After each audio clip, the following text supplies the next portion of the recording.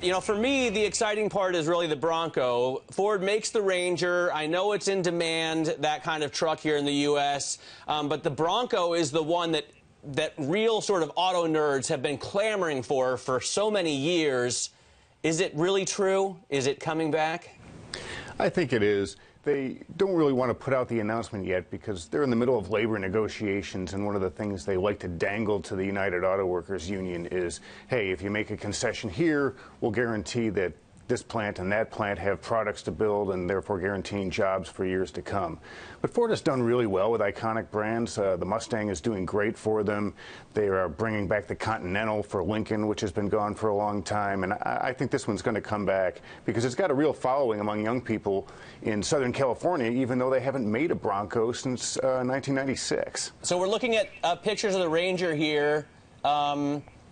Are we going to see a new Ranger, a different kind of Ranger? I mean, this truck looks kind of dated. That's sort of to be determined because they do sell a Ranger in Southeast Asia. They sell one in South Africa, and these are small utility trucks.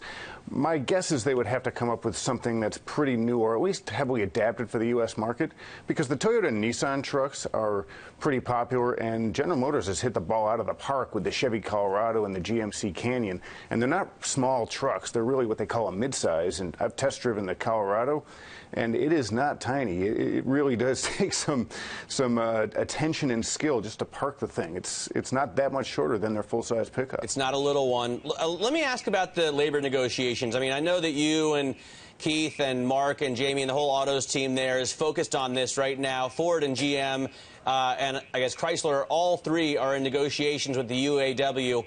How's that going, and who's in the most competitive position right now? It's sort of a toss-up between GM and Ford, I would say, because they're both financially the healthiest. And so, you know, the union is going to go after them and ask for raises for the workers who've been there for a long time and for the entry-level workers who start just below $16 an hour.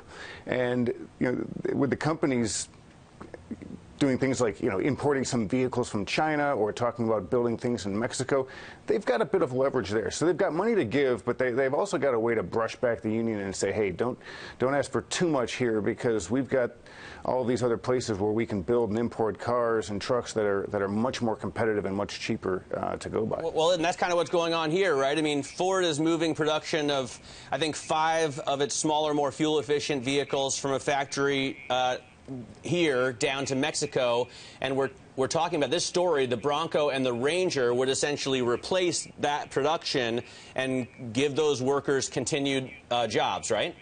Yeah, that's exactly right. And if you think about it, it makes a lot of economic sense. You can't charge as much for compact cars, so the profit margins are thinner, so you send them where the wages are cheaper. SUVs and pickup trucks are selling great right now. They sell for fatter prices. I think a new Bronco would probably generate a lot of enthusiasm, depending on how they actually design this thing. And so they can get good prices for that, and it would be more profitable, so they could afford the wages. If you go back to the Bronco, to the 60s, the first one came out in 1966, that was really a very cool, rugged competitor to a Jeep CJ, which is now the Wrangler. And, you know, a vehicle like that in this kind of environment where everybody loves SUVs, I think could do quite well for them. I'm very excited about it. We're looking right now at renderings. I think fourwheeler.com put out renderings that everybody has grabbed, which are basically the Atlas, the front of the Ford Atlas truck concept with just a cab in the back. But surely there would be a lot of demand, at least among car nerds and internet fans, for this truck. And I guess hopefully for Ford it sells well, too.